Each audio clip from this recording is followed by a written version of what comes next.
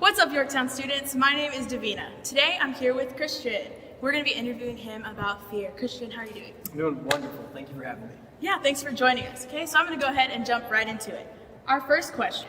Do you have any funny or irrational fears that are embarrassing to share? You can just, go ahead and share it with us now. Yes, and hear me out, okay? Hippos. Because most of the time when someone's scared of an exotic animal, it's like a lion or a tiger or a cheetah. But hippos attack more people a year than all the members of the cat family. So if I'm on a boat and a hippo's charging me, what am I gonna do? I'm on a boat. I can't fight a hippo. I can't swim faster than a hippo, so it's game over. So that's why I stay away from boats.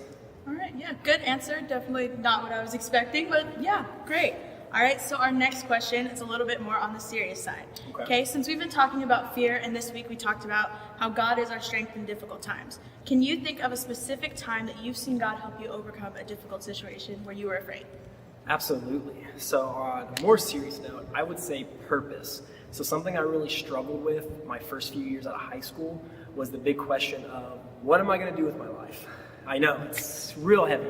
But I was just really afraid of choosing the wrong major and then ending up at my dream job and just figuring out that it's not what I want to do for the next 30 years.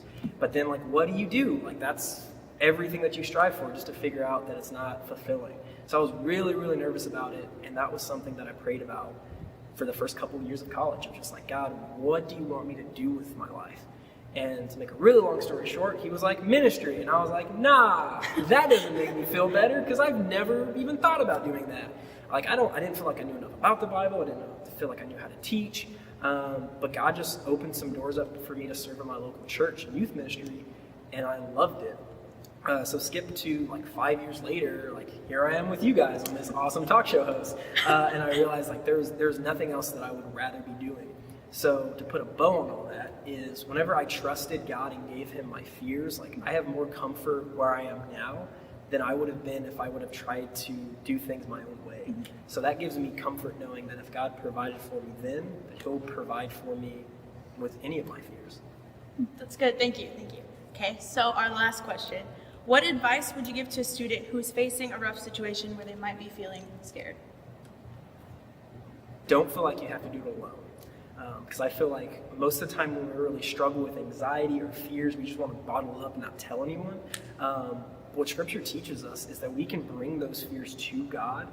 We can bring those fears to Jesus and trust that he can overcome them. So one, put your trust in God. Put the faith that he's bigger than your fears. And the number two is that God created us to be in community. He didn't create us to struggle with all these things on our own.